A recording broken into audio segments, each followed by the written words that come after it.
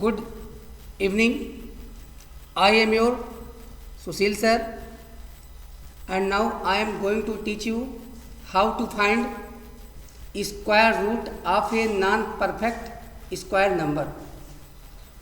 Students, it is very easy to find square of a perfect square number, but it becomes very difficult for us how to find square root of a non-perfect square number. Let's see, आइए देखते हैं. All of us know very well that root 1 equals 1,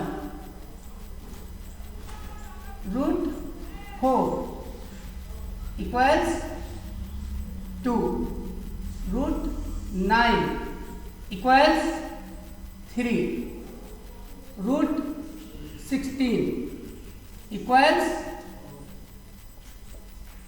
4, root 25 equals 5. Students, this is very easy, but we find some difficult situations when we find ourselves unable to find square root of such numbers that are not perfect square in nature, also known as surds. हम उन्हें surds बोलते हैं, हम उन्हें करड़ी बोलते हैं. हिंदी में हम उन्हें करड़ी बोलते हैं और सर्ड बोलते हैं. तो ऐसे नंबर्स का हम कुछ एग्जाम्पल भी आपको देते हैं. फॉर एग्जाम्पल हम यहाँ पे देखते हैं root 2, root 2, root 3, root 5, root 6, root 7, root 8, root 10, root 11, root 13, root 13, root 14, root 15, root 17, root 18, root 19, and so on. It is clear that this is very easy to find square root of 1, as 1 is not only a perfect square number but also a perfect cube number.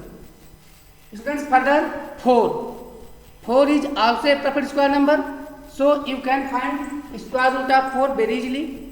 9 is also a perfect square number, so you can find its square root in a very simple way.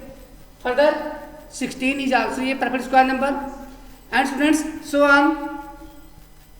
After 25, 36, 49, 64, 81, 100, 121, 144, 169, 196, 225, 256, 289, 324,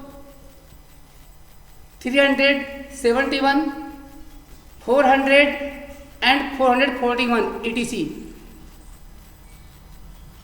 To get square root of these numbers is so much easy. Do you know why? Because all of them about whom I were discussing, all the numbers were perfect square number. But students, as in coming days I am going to upload some videos related to height and distance, trigonometry. In trigonometry, a lot of situations arise when we have to find square root of non-perfect square numbers like 2, 3, 5, 6, 7, 8, 10, 11, 13, 14, 15, 17, 18, 19 and so on. Students, today I will teach you a very simple and short method using which you can find square root in a very interesting manner. First of all, I will describe all the steps in a proper way, using which you can do this yourself. Students, first of all, think about a number that is a non-perfect square number. Suppose it to be q. हम ये late करते हैं, हम कोई non perfect square number लेते हैं, हम उसे मान लेते हैं कि वो नंबर हमारा q है। अब हम q को 2 पार्ट में डिवाइड करते हैं। आप यहाँ देख रहे होंगे q equals root p plus minus n। आपको दिए गए नॉन परफेक्ट स्क्वायर नंबर को 2 पार्ट में डिवाइड करना है। सम या डिफरेंस के रूप में आपको लेना है, जिसमें से एक नंबर परफेक्ट स्क्वायर हो और दूसरा जो रिमेनिंग हो।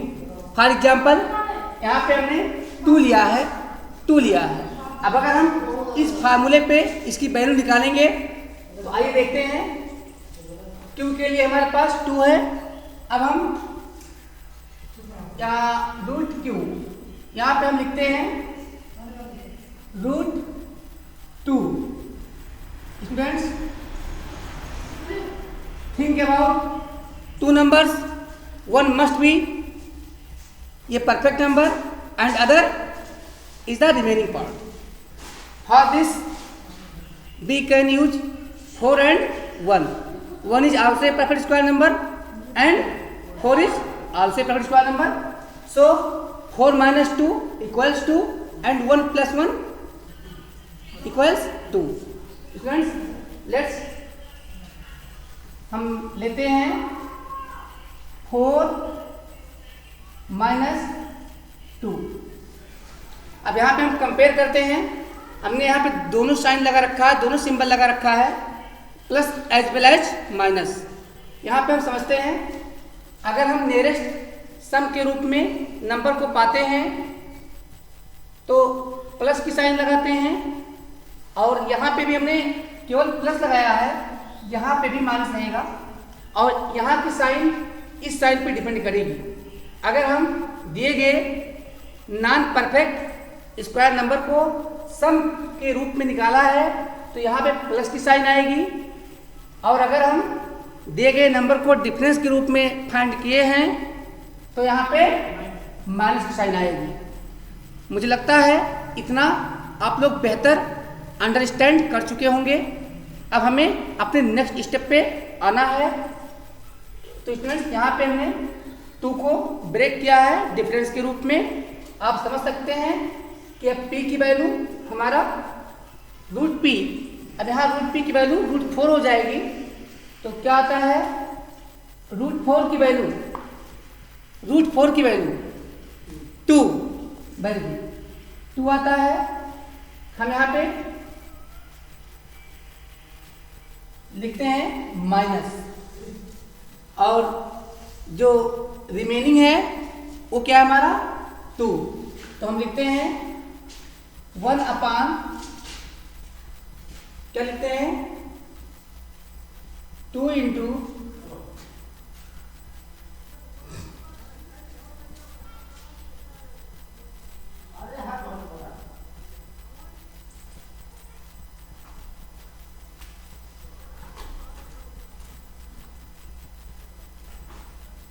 यहाँ पे हम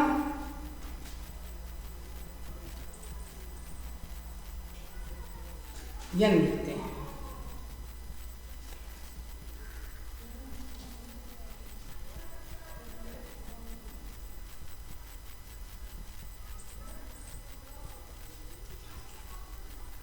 तो n के लिए हमारे पास रिमेनिंग था, क्या है 2 है,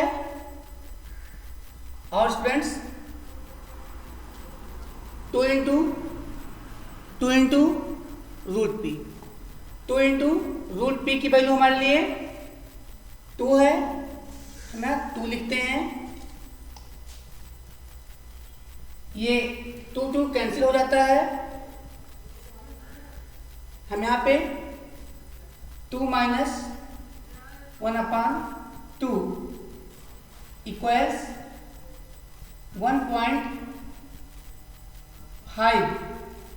अप्रॉक्स वैल्यू पाते हैं, अप्रॉक्स वैल्यू। आगे देखते हैं कुछ और भी नंबर के साथ, कुछ और भी नंबर के साथ हम ये करके देखते हैं।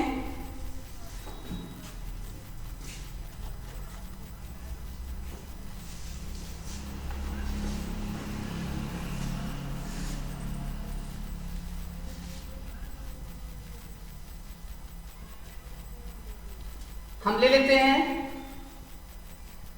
√11, हम इसको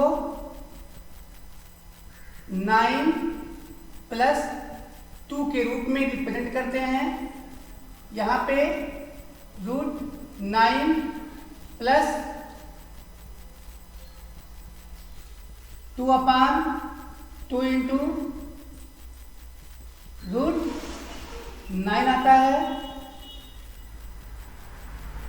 ये इसकी वैल्यू 3 हो जाती है, प्लस 2 कैंसिल कर रहे हैं तो 1/3 हो जाती है। अब आप जानते हैं ये आएगा 10/3, जो अप्रॉक्स वैल्यू 3 3 जा 9, 1 रिमाइंडर 1 बी 0.33333। स्टूडेंट्स, इसकी अप्रॉक्स वैल्यू 3.3 है। और भी हम एग्जाम्पल देख सकते हैं। अब हम ले लेते हैं यहाँ पे √7 लेते हैं। इसको हम दो तरीके से निकाल सकते हैं। इसे हम 4 + 3 भी रिप्रेजेंट कर सकते हैं और 9 - 2 भी। लेकिन एक्यूरेंसी लेने के लिए, एग्जैक्ट नियरेस्ट अप्रॉक्स वैल्यू लेने के लिए नियरेस्ट परफेक्ट स्क्वायर नंबर आपको चूज करना होता है। नियरेस्ट, तो यहाँ पे नियरेस्ट हमारा 9 है, तो हम इसको प्लस के फॉर्म में रिप्रेजेंट करते हैं। 9 - 2 = 7 होता है। सॉल्व करते हैं, इक्वल्स क्या आता है, √9 आता है। यहाँ साइन हमने बताया था, ये साइन डिपेंड है इस साइन पे। यहाँ पे हमारी जो साइन होगी वही यहाँ भी साइन आएगी। यहाँ पे हमारा क्या आता है, 2 आता है अपान 2 इंटू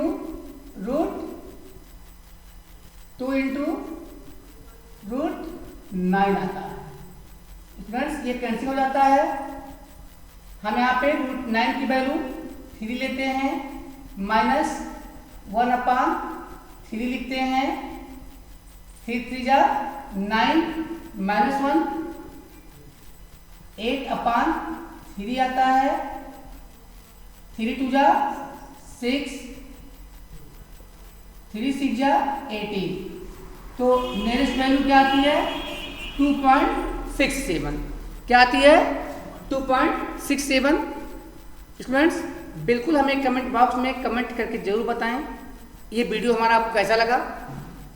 एक चीज़ याद रखिएगा, एक्यूरेट वैल्यू ये नहीं देगी, ये अप्रॉक्स वैल्यू देगी। लेकिन किसी भी कंपटीशन के एग्ज़ाम में, चाहे वो आपका टेट हो या पुलिस भर्ती हो, लेखपाल हो, खास करके ट्राइगोनोमेट्री में जब भी हम यूज करते हैं तो अप्रॉक्स वैल्यू निकालने का ये मुझे आसान तरीका लगता है।